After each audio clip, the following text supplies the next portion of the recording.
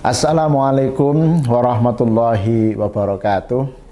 Saudara dan saudari para penyimak Al-Hikam Ibnu Athaillah Syarah Asy-Syarqawi dimanapun saudara dan saudari berada, alhamdulillah pada kesempatan kali ini kita akan melanjutkan hikmah ke-90 yang sudah berganti tema, tetapi lagi-lagi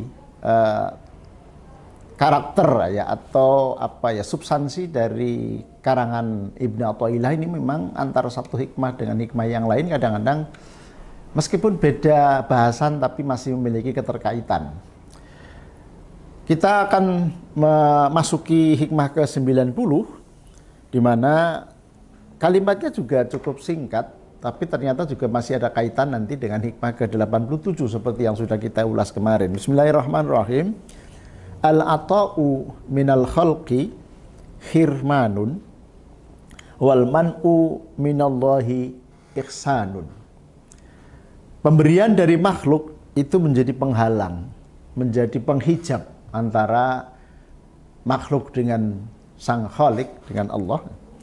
Sementara wal man'u minallah, tidak dianugerahi atau tidak diberikan atau terhalang untuk tidak diberi dari Allah. Ihsanun adalah Allah membuat atau Allah memperlakukan hambanya dengan baik. Ini agak dalam ya, atau bahkan mungkin bukan hanya agak ya, menurut saya sangat dalam ya.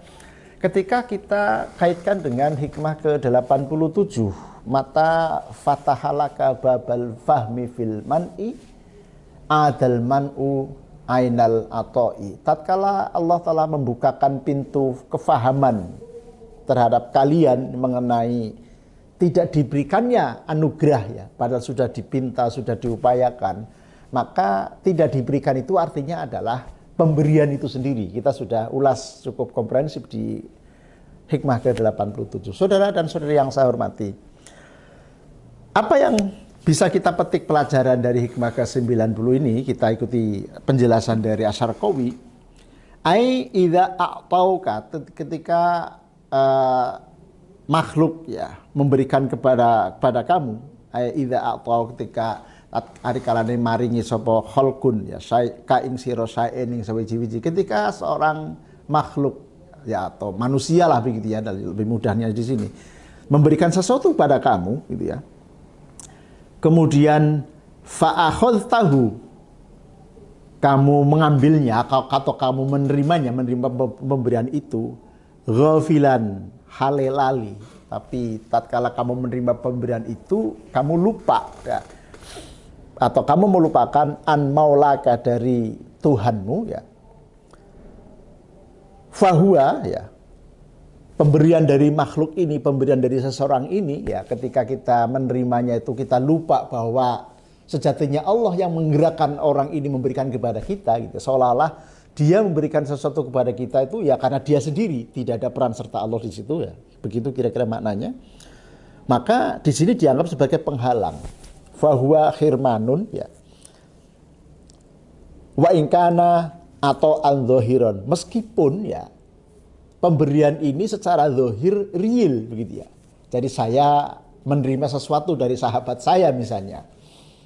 Mungkin karena ada sesuatu di belakang itu, ya, suatu ketika misalnya saya membantu seseorang, membantu sahabat saya misalnya, kemudian sahabat saya berhasil, lalu mungkin karena saking syukurnya, saking happy-nya ya dibantu kemudian berhasil, dia suatu hari ketemu saya lalu memberikan sesuatu. Nah, saya ketika menerima pemberian itu tidak sampai kepada pikiran bahwa yang menggerakkan sahabat saya memberikan sesuatu kepada saya, artinya tidak ada peran serta Allah dalam menggerakkan sahabat saya memberikan sesuatu kepada saya, maka pemberian itu bisa menjadi hijab antara saya dengan Allah. Ini yang message yang ingin disampaikan oleh Ibnu Athaillah atau juga penjelasan dari Asy-Syarqawi.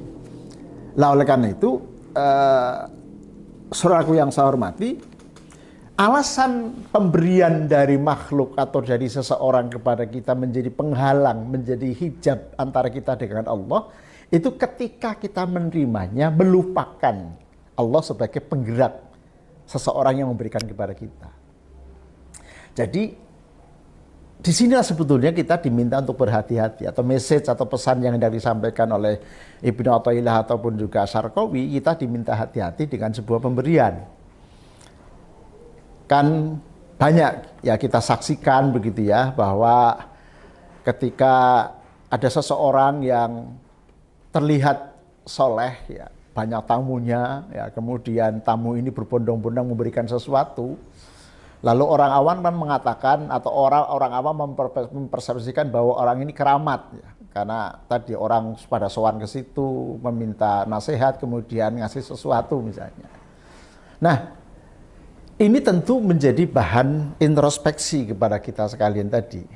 Bahwa ketika kita menerima sesuatu atas pemberian seseorang tadi itu, kita tidak boleh melupakan adanya Allah yang menggerakkan pada orang yang memberikan sesuatu kepada kita.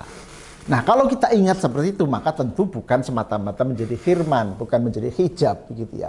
Karena kita tetap waspada, kita tetap ingat bahwa Allah telah menggerakkan, atau kita sadar bahwa seseorang memberikan sesuatu kepada kita karena digerakkan hatinya oleh Allah. Nah, saya lanjutkan, wal man'u minallah, sedangkan pencegahan dari Allah ya, wal man utawi nyegah minallahi saking Gusti Allah, artinya Allah tidak memberikan sesuatu kepada kita begitu ya. Ai manullahi laka, maksudnya adalah pencegahan Allah kepadamu, wa adamu i'taika, dan Allah tidak memberikan sesuatu kepada kita gitu ya. Ihsanun, itu adalah sesuatu yang baik. Ini juga kalau kita tidak mendalami, kita tidak menghayati, kita bisa terjebak dalam pemahaman yang keliru.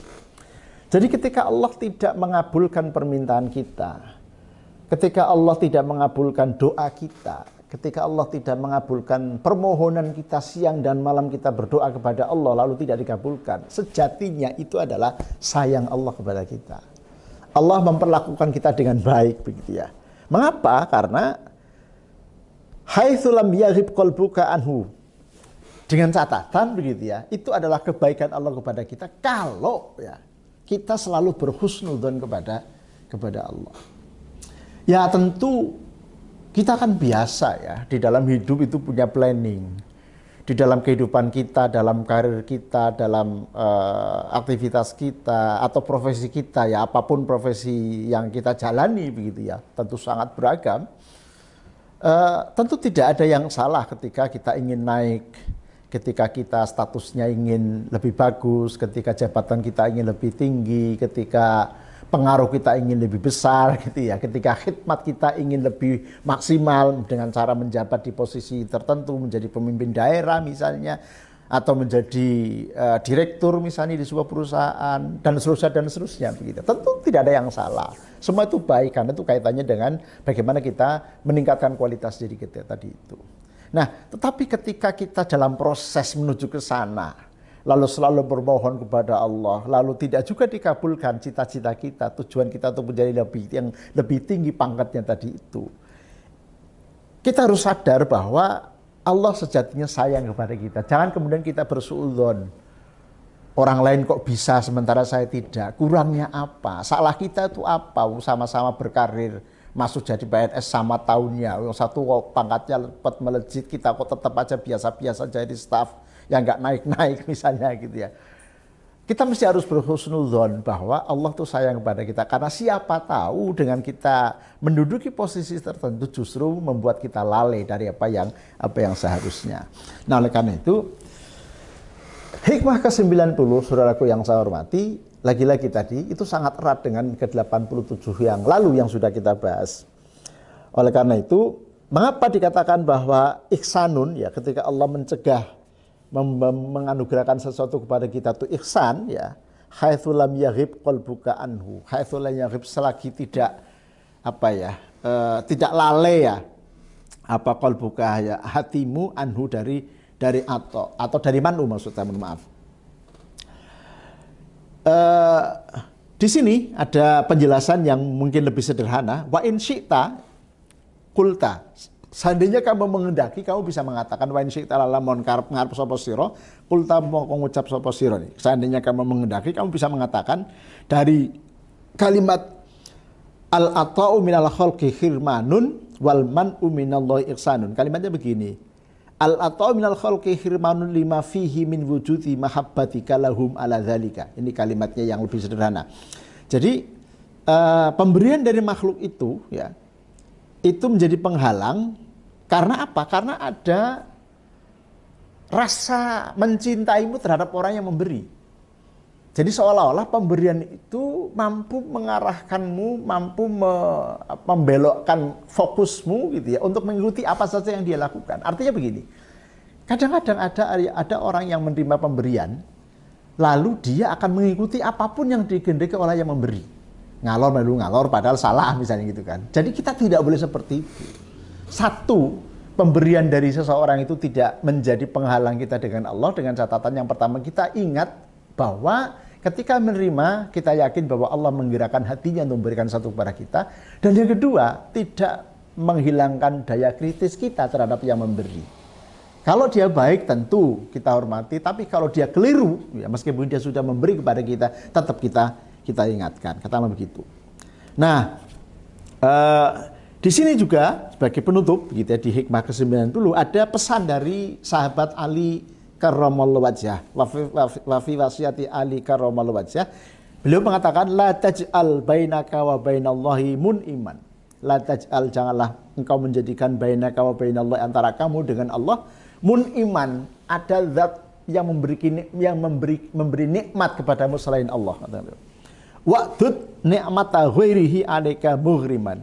Dan jadikanlah ya, atau wa'dud milang-milang sapa sira ya, jadikanlah kenikmatan dari selain Allah kepadamu itu sebagai sesuatu yang timbul tenggelam, datar-datar saja begitu ya. Ini akan bisa menjaga ketika misalnya kita menerima pemberian dari seseorang tadi itu tidak lagi menjadi penghalang kita mendekatkan diri kepada Allah.